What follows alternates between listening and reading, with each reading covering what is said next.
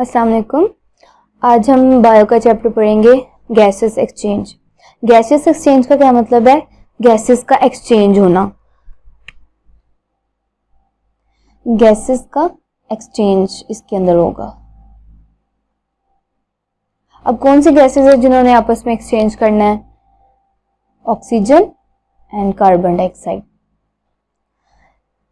Plants के अंदर एक प्रोसेस होता है फोटोसिंथेसिस। अब इसमें मैं आपको ये बताऊंगी कि इन गैसेस का एक्सचेंज क्यों करना पड़ता है। फोटोसिंथेसिस का प्रोसेस, इसके अंदर क्या होता है? प्लांट्स कार्बन डाइऑक्साइड लेते हैं एटमॉस्फेयर से, वाटर लेते हैं, सनलाइट क्लोरोफिल की प्रेजेंस में वो अपनी फूड तैयार करते हैं C6H12 ग्लूकोज की फॉर्म में plus oxygen. On the other hand animals क्या करते हैं? रेस्पिरेशन का प्रोसेस करते हैं। वो रेस्पिरेशन फोटोसिंथेसिस का इन्वर्स रिएक्शन होता है। अब इसके अंदर क्या होता है? एनिमल्स अपनी फूड जो कि है C6H12O6 इसको ऑक्सीजन की प्रेजेंस में तोड़ते हैं और इससे क्या बनता है? कार्बन डाइऑक्साइड और वाटर और एनर्जी। अब आपको पता है एनिमल्स, हमें कौन सी गैस की जरूरत होती है? हमें ऑक्सीजन की जरूरत होती है, लेकिन वो तो फोटोसिंथेसिस के नतीजे में प्लांट्स तैयार करते हैं। अब प्लांट्स को कौन सी गैस की जरूरत है? कार्बन डाइऑक्साइड, और वो एनिमल्स रेस्पिरेशन के नतीजे में पैदा करते हैं। इसका मतलब क्या हुआ कि जो गैसेस की जरूरत हमें है वो हमारे पास है ही नहीं है। इसका मतलब क्या हुआ कि हमने अब यहाँ पे प्लांट्स और एनिमल्स का एक्सचेंज आ जाएगा। अब यहाँ पर ऑक्सीजन की जरूरत एनिमल्स को है तो वो एनिमल्स ले लेंगे, और कार्बन डाइऑक्साइड जो कि एनिमल रेस्पिरेशन के प्रोसेस से बनाते हैं वो प्लांट्स ले लेते हैं। इस तरह एक्सचेंज होता है गैसेस का प्लांट्स और एनिमल्स में। ठीक है। उसके बाद एक टर्म हमारे पास आती है यहाँ पे सेलुलर रेस्पिरेशन। ये जनरल था, इसकी जो कॉन्सेप्ट क्या है, गैसेस एक्सचेंज क्या है, वो इसके बारे में हमने पढ़ लिया। अब जो टर्म आती है सेलुलर रेस्पिरेशन, इसको देखते हैं ये क्या है। Cellular respiration. सेलुलर रेस्पिरेशन क्या है? ये एक ऐसा प्रोसेस है जिसके अंदर एनिमल्स की बात, इसके अंदर सेल्स की बात हो रही है। सेल के अंदर रेस्पिरेशन क्या होगी? इसके अंदर फूड, जो हम फूड खाते हैं, ठीक है, उसके अंदर जो बॉन्ड्स होते हैं, कार्बन और हाइड्रोजन बॉन्ड्स होते हैं, वो ब्रेक डाउन होते हैं। अब ब्रेकडाउन किस रिएक्शन के जरिए से, किन प्रोसेसेस के जरिए से फूड ब्रेकडाउन होती है? एक ऑक्सीडेशन रिएक्शन के जरिए से, और दूसरा रिडक्शन रिएक्शंस के जरिए से भी वो ब्रेकडाउन होती है। अब यहाँ पे क्वेश्चन अराइज होता है, वो ये है कि फूड की ब्रेकडाउन क्यों होती है? हम फूड क्यों खाते हैं? एनर्जी लेने के लिए खाते हैं। तो इसका मतलब क्या हुआ कि इनकी ब्रेकडाउन, फूड की ब्रेकडाउन इसलिए हो रही है ताकि हम एनर्जी हासिल कर सके। तो इनकी फूड की ब्रेकडाउन से, जो कि किन किन प्रोसेसेस के जरिए से हो रही है, ऑक्सीडेशन और रिडक्शन के जरिए से हो रही है, यहाँ पे एनर्जी रिलीज होगी। और यही हमारा मकसद है कि जो रेस्पिरेशन का प्रोसेस जो हम कर रहे हैं, हमें एनर्जी ही चाहिए थी। अब एनिमल्स, यहाँ जो सेल के अंदर जो एनर्जी है वो ATP की फॉर्म में स्टोर होती है। हम डायरेक्ट एनर्जी को डायरेक्ट फॉर्म में नहीं लेते, उसको ATP में कन्वर्ट करते हैं, उसके बाद हम उसको यूज कर सकते हैं। ATP की एक इसकी डेफिनेशन क्या होगी? It is the stored form of energy. ये एनर्जी की स्टोर्ड फॉर्म होती है। उसके बाद ब्रीथिंग का प्रोसेस है। ब्रीथिंग का क्या, इसका मतलब क्या है, इसको देख लेते हैं ब्रीथिंग क्या होती है।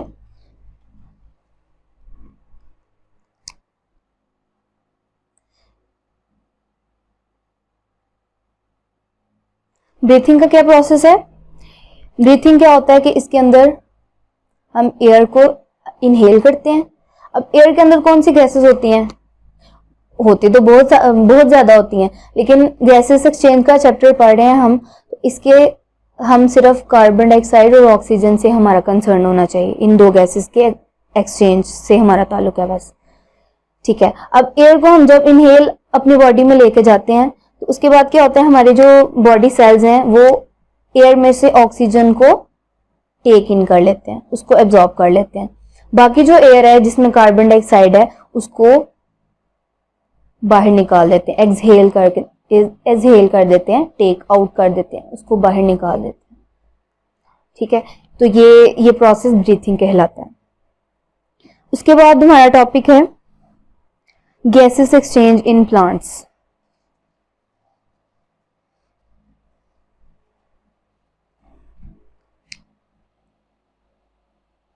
Gases exchange in plants. अब हमने देखना है प्लांट्स के अंदर कैसे गैसेस एक्सचेंज है। वैसे ये चैप्टर हमें यही बताता है कि एनिमल्स में कौन से मैकेनिज्म्स हैं गैसेस एक्सचेंज के, प्लांट्स में कौन से हैं।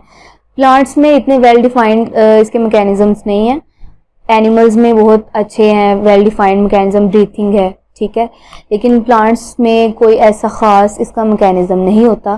तो प्लांट्स अब क्या करते हैं गैसेस एक्सचेंज के लिए, वो करते हैं स्टोमेटा के ज़रिए से, स्टोमेटा के थ्रू वो गैसेस एक्सचेंज करते हैं।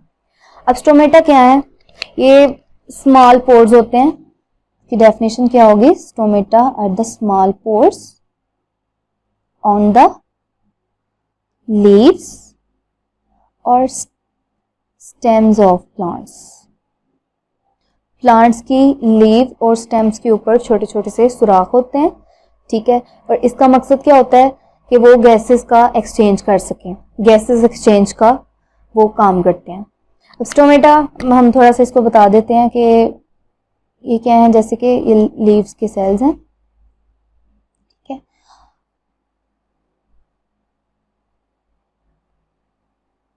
अब हम देखते हैं कि स्टोमेटा के ज़रिए से कैसे गैसेस एक्सचेंज होता है। ये लीव्स के सेल्स हैं, ठीक है। अब इसके अंदर स्टोमेटा क्या है कि स्मॉल पोर्स हैं, ठीक है, यहाँ पर सेल्स के दरमियान छोटे से सुराख होंगे।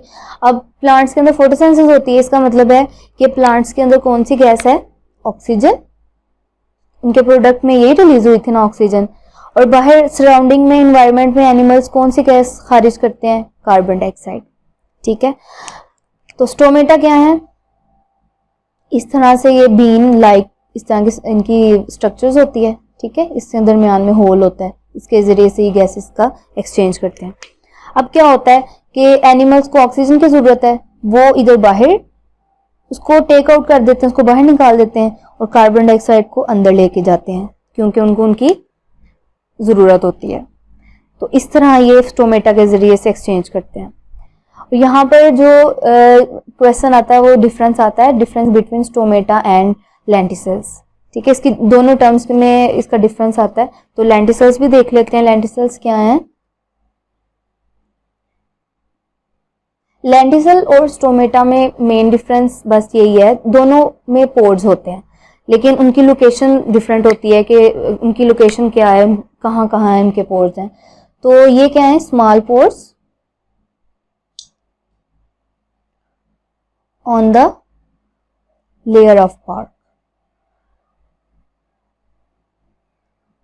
ट्रीज की जो छाल होती है उनकी लेयर के ऊपर छोटे छोटे से पोर्स होते हैं, उनके ज़रिए से वो गैसेस एक्सचेंज करते हैं। बस इनमें दो जो मेन डिफरेंस है स्टोमेटा और लेंटिसल्स में बस यही है कि उनकी पोर्स की लोकेशन में डिफरेंस आ जाता है, बस उनका फंक्शन सेम है। फंक्शन क्या है, इधर फंक्शन की भी बात कर लेते हैं, स्टोमेटा और लेंटिसल्स के फंक्शन में क्या सिमिलरिटी है, they help in gases exchange in plants।